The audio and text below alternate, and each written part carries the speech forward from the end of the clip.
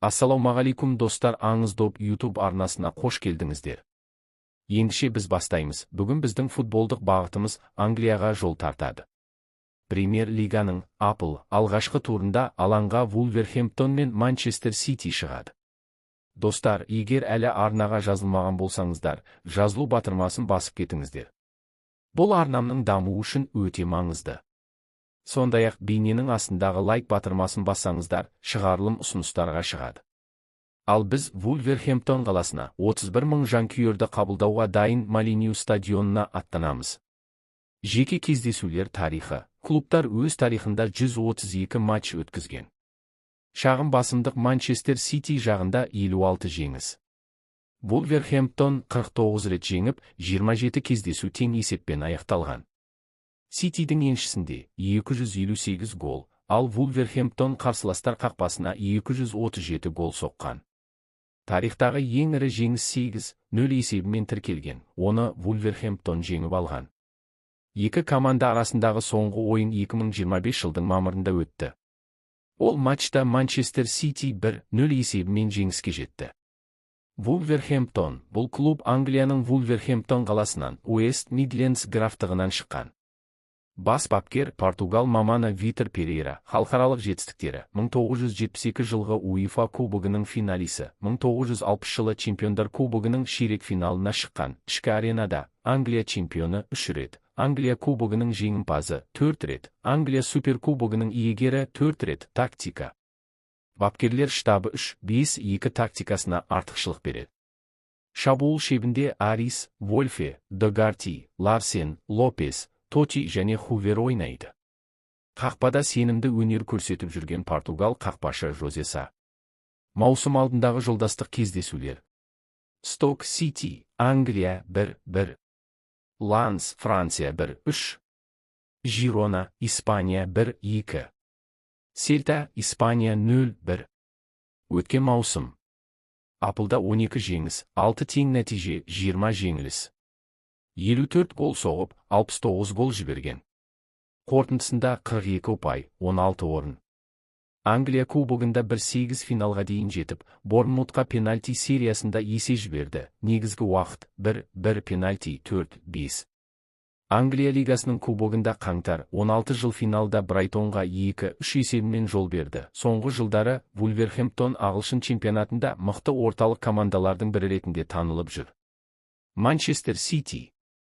Клуб Англияның Манчестер қаласынан. Бас бапкер испандық Пеп Гвардиола, команданың капитаны Бернарду Силва. УЕФА клубтық рейтингінде команда 4-ші орында тұр. Халықаралық жетістіктері: Чемпиондар лигасының жеңімпазы 2023 жыл, кубок иегерлері кубогының жеңімпазы 1970 жыл, УЕФА суперкубогының жеңімпазы 2023 жыл, 2023 жылғы клубтық әлем чемпионы. Ішкі аренадағы жетістіктері: Англия чемпионы 10 рет.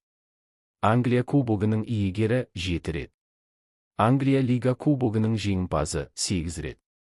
Англия суперкубогының иегері 7 рет. Тактика. Бапкерлер штабы 4-3-3 басын қолданады. Шабуыл шебінде Силва, Савиньо, Нунис, Холланд, Орайли және Мармуш өнер көрсетеді. Қақпада сенімді ойнап жүрген негізгі голкипер бразилиялық Эдерсон. Маусым алдындағы дайындық. Команда бір халықаралық жолдастық матч өткізіп, Италияның Палермо клубын 3-0 есебімен жеңді.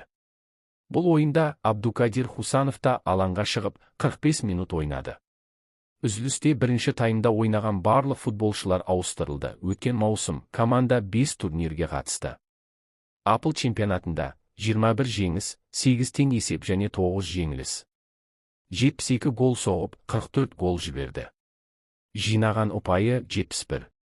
Нәтижесінде 3 орын алып, Чемпиондар лигасының топтық кезеңіне жолдама алды. Англия кубогында Манчестер Сити финалға дейін жетті. Шешуші ойында қарсылас Кристал Пэлас болды.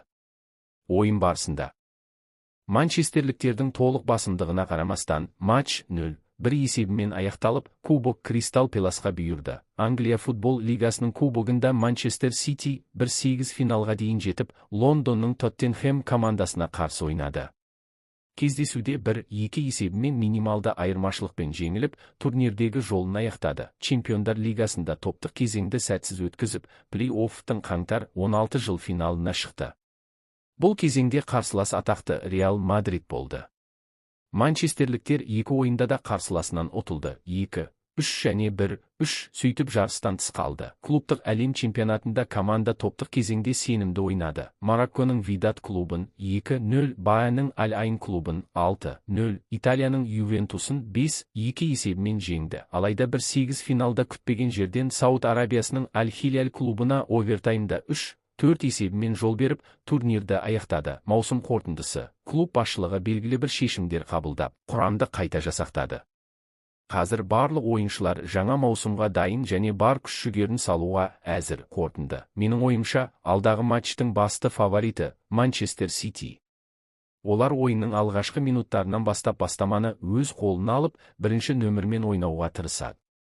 Бүкіл алаң бойынша прессинг жасап, допты бақылауды көздейді. Ал Вулверхэмптон болса, қорғаныстағы командалық ойынға ерекше назар аударып, жылдам қарсы шабуылдар арқылы қарсыласын қапыда қалдыруға ұмтылмақ. Достар, менің арнамды қолдап, лайк басып, пікір қалдырып, тіркеліп кетіңіздер. Сіздердің қолдауларыңыз мен үшін өте маңызды. Келесі кездескенше сау болыңыздар.